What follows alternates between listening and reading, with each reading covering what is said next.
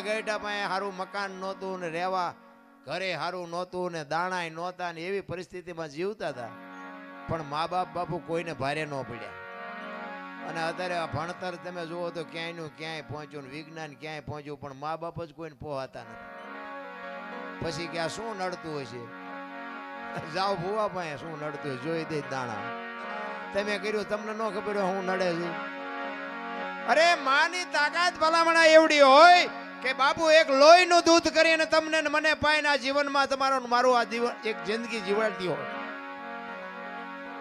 એક જંગલના રખડતા હરણાને કવિએ કીધું કે તમે આટલું બધું કેવી રીતે દોડી શકો છો?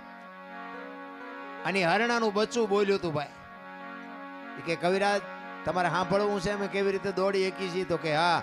તેથી બચ્ચું બાપુ એક કવિને જવાબ આપે છે કે કવિરાજ કવિરાજ મારી માના પેટમાંથી હું બહાર પડું